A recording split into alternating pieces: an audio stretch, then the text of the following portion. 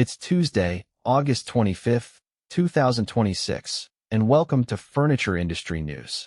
Last Friday, the 50% tariff on roughly $20 billion of Canadian goods was a Saturday morning deadline, hanging off a three-day pause. The talks failed. The United States imposed the duties on Saturday. They cover furniture. They also cover the wood that U.S. factories buy. And they apply even to products that qualify under the United States-Mexico-Canada Agreement. The list runs more than 500 product categories, including furniture, lumber, plywood, and moldings. The USMCA whole is now operational. Qualifying status does not keep a Canadian sofa, a plywood sheet, or a molding profile off the 50% rate. About 5% of what Canada sells to the United States is on this list. The SKUs that are Canadian origin furniture or wood are a small slice of a U.S. floor and a large slice of those plants' book. Wholesale on the SKUs that are here can still be raised. A U.S. case goods or upholstery plant that buys Canadian plywood, moldings, or lumber will pay more for those inputs. On lumber, Music notes that cost can compound existing Canadian softwood duties, which last Friday's pause never covered. Prime Minister Mark Carney said Canada will match the duties dollar for dollar, with retaliatory tariffs taking effect September 8th. The detailed product list has not been published. Reassess also reported that President Trump said tariffs on Canadian automobiles, auto parts, and steel would rise to 50% on January 1st. That is a separate calendar from Saturday's furniture, lumber, plywood, and moldings list. Last Friday, we noted that steel, aluminum, and auto duties were not in the pause. This is the next date on that pile, not a reason to reopen the endgame argument. We reported on July 31st that Canada is the top export market for U.S.-made furniture at nearly $1.5 billion, roughly 60.5% of all U.S. furniture exports, and was the number 4 shipper into this market last year at nearly $1.7 billion. What is new is that the inbound half is now dutiable at 50% with no USMCA off-ramp, and the wood that feeds U.S. plants is on the same list.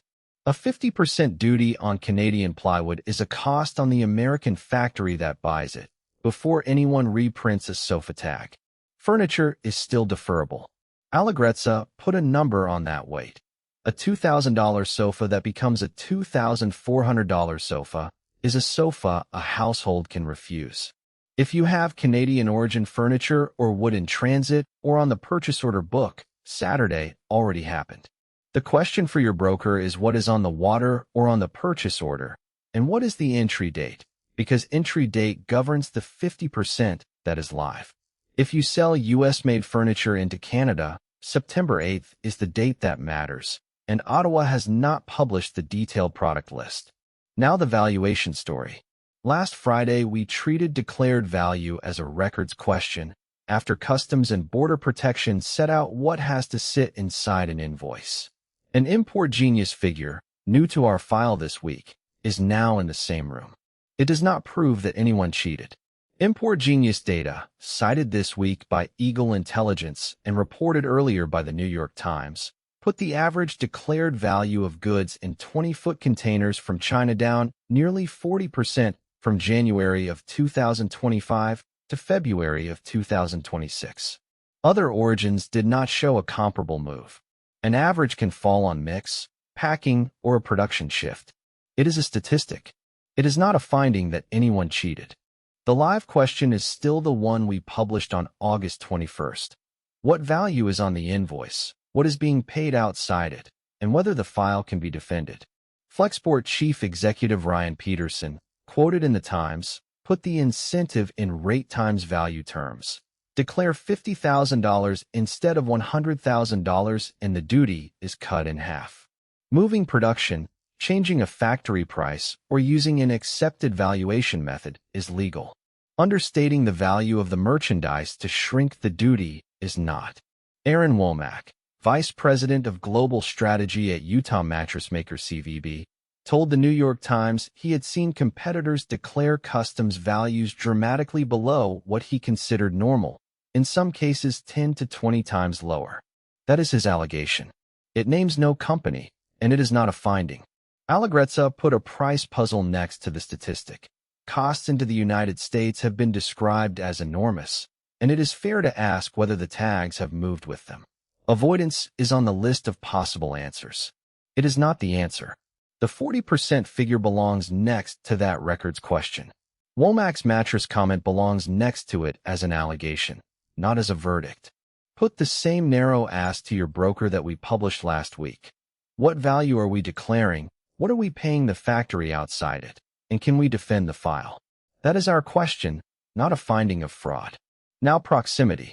Vaughan Bassett, Copeland Furniture, Fusion Designs, and Yetzi are selling availability, custom, speed, and service, and the useful version of that pitch is a number a retailer can check. Vaughan Bassett's groups typically offer 3 bed choices and at least 4 finishes, against the 1 or 2 beds and finishes Doug Bassett says are common on imported bedroom. Wyatt Bassett put most groups at 100 to 150 SKUs, all in stock, backed by a dropship program. That is optionality without a custom order weight.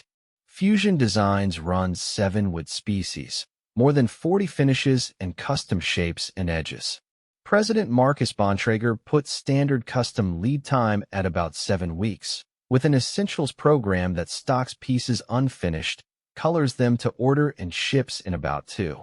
A configurator lets a salesperson build the piece with the customer, then generate the SKU and the price. Ben Copeland, Director of Sales and Marketing at Copeland Furniture, said orders have been robust for 3 quarters and the Vermont labor market is highly competitive.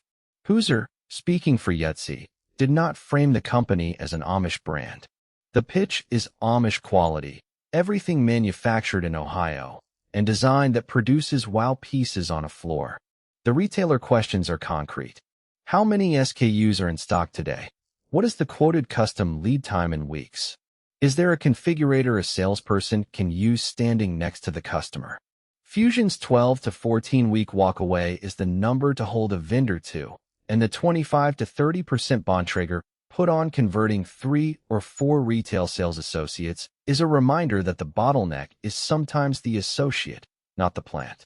A proximity story that ships in 2 weeks, or 7, is a floor tool. One that ships in 14 is a more expensive import with a better brochure. Now fabrics. 3 fabric executives put performance on the floor rather than on a surcharge.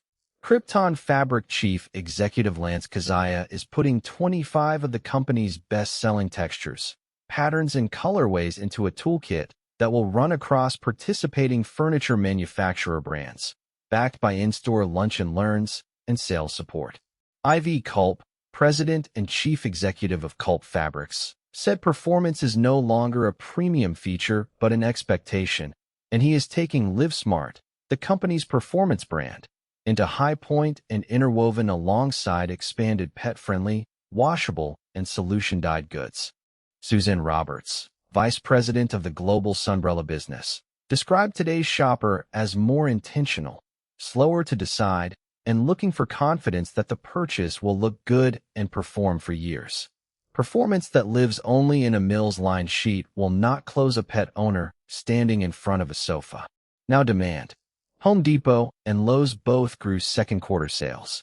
That sits next to the consumer we described on August 21st, when July housing completions fell 16.8% and the near-term furniture customer was already in a house. Mid to high domestic manufacturers say their order books are carrying momentum into the fourth quarter. Home Depot reported second quarter sales up 5.7% to $47.9 billion, with comparable U.S. sales up 1.3%. Chief Financial Officer Richard McPhail said customers continued to engage in smaller projects. Lowe's, reporting a day later, posted sales up 8.3% to $26 billion. Comparable sales rose 0.2%, and the retailer lowered its full-year outlook. Chief Executive Marvin Ellison pointed to sustained growth in pro, online, and home services against pressure in discretionary DIY spending. Tom Zaliagiris, Senior Vice President of Sales and Marketing at Sherrill Furniture, said the company has had strong sales through 2026 and expects to carry that momentum through year-end. Adrian Parker, chief executive of Temple Furniture and Mantle Furniture, said customer orders have increased steadily over the past 3 months and that the company's added retail partners over the summer. Bassett Furniture chief executive Rob Spillman said the company is optimistic about the back half, will mark 125 years next year, and that consumer sentiment toward made-in-America product is positive. Alex Shuford III of Rock House designer brands Tide Luxury spending to the wealth effect and called domestic manufacturing a moat because the customer wants high configurability and the occasional true custom order. Fairfield Chair Chief Executive Dixon Mitchell said a mix of residential, commercial, and to-the-trade business is carrying the company. Eric Vollmer of Best Home Furnishings said special orders are a driver, with retailers leaning on quick-ship custom as they examine inventory. As we noted on August 11th, our house had already named light refreshes inside homes clients already own as a demand driver. As we reported on August 14th from the Commerce Department's July estimate, furniture and home furnishing stores were the only measured category to decline. On August 18th, 2 of these same executives were planning from opposite housing assumptions. Spillman as if it does not rebound, Parker as if it does. This week's quotes are not that debate. They are a fourth-quarter order book, sold as custom, quick ship and configurability into a household that is already furnished. Home Depot's smaller projects and Lowe's Pro and Services growth are independent evidence of a home customer who is spending, just not on a whole house project. The Labor Day question is whether your ad offers a refresh of a room they live in or a % off a whole house project they are not starting. One more item from the floor. Circana said promotions generated less incremental demand, and the 4 weeks ending August 1st showed the unit gap underneath that.